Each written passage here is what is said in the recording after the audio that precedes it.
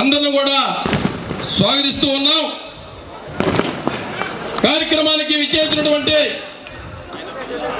పెద్దలు vice MPP సోమ అరుణ గారు, దేవంగ director అయినటువంటి కోనం బ్రహ్మయ్య గారు, జడ్పీటీసీ చెంపేటి శాసమ్మ గారు, ఎంపీపీ ఉప్పుల సొన్నలత గారు, అదేవిధంగా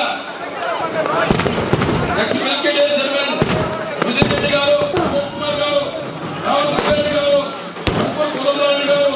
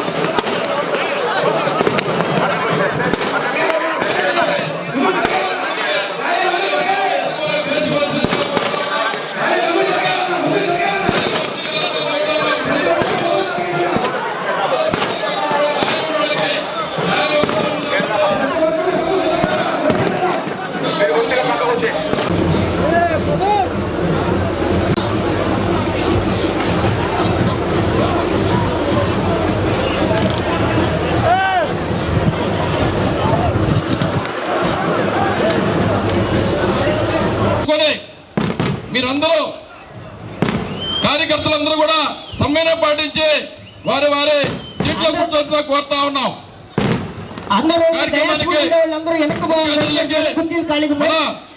సాధికార యాత్రలో భాగంగా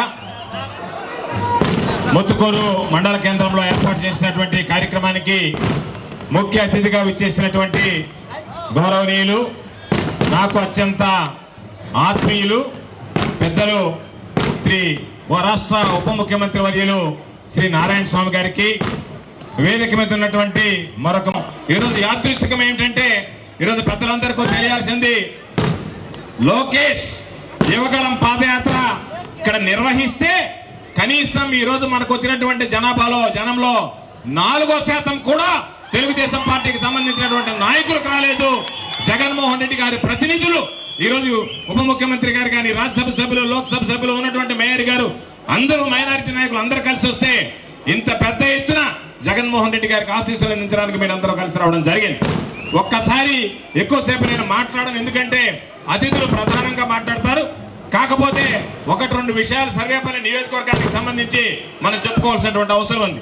సర్వేపల్లి నియోజకవర్గంలో ఈరోజు దాదాపుగా మనం ఎస్సీలకు సంబంధించి నేరుగా జగన్మోహన్ రెడ్డి గారు 296 కోట్ల రూపాయలు డీబీటీ ద్వారా, 142 కోట్ల రూపాయలు నాన్ డీబీటీ ద్వారా సంక్షేమ కార్యక్రమాలు అందించాడు. ఎస్టీలకు సంబంధించి 116 కోట్ల రూపాయలు డీబీటీ ద్వారా, 79 కోట్ల రూపాయలు నాన్ డీబీటీ ద్వారా అందించారు. బీసీలకు సంబంధించి 522 కోట్లు డైరెక్ట్ బెనిఫిట్ ట్రాన్స్ఫర్ ద్వారా, 194 కోట్లు నాన్ బెనిఫిట్ ద్వారా పంపించాడు. మైనార్టీస్కి సంబంధించి 45 కోట్లు డీబీటీ, 27 కోట్లు నాన్ డీబీటీ. అంటే ఒక్క మన సర్వేపల్లి నియోజకవర్గానికే ఎస్సీ, ఎస్టీ, బీసీ, మైనారిటీలకు సంబంధించి 979 కోట్లు నేరుగా బట్టలు నొక్కి లబ్ధిదారుల ఖాతాలో జమ చేశాడు. 442 కోట్ల రూపాయలు ఈరోజు అనేక రకాలైనటువంటి కార్యక్రమాల ద్వారా అందించారు. దీపక్ ఈఎన్టీ కేర్ గత 5 సంవత్సరాలుగా చెన్నైలోని శ్రీ రామచంద్ర హాస్పిటల్ నందు పనిచేసి ఇప్పుడు మన నెల్లూరులోని శ్రీహరినగర్ 1వ వీధి నందు డాక్టర్ జి దీపక్ చౌదరి చెవి, ముక్కు, గొంతు శస్త్రచికిత్స వైద్య నిపుణులు నూతనంగా దీపక్స్ ఈఎన్టీ కేర్ ను ప్రారంభించారు.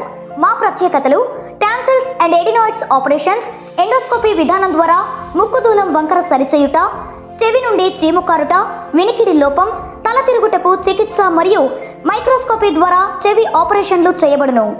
గురక కోసం శస్త్రచికిత్స మరియు ప్రత్యేకంగా చెవి, ముక్కు, గొంతులో ఇరుక్కుపోయిన వస్తువులను ఎండోస్కోపీ ద్వారా తీయుట, వినికిడి లోపం కలిగిన చిన్నారులకు కోక్లియర్ ఇంప్లాంట్ ఆపరేషన్లు చేయబడును.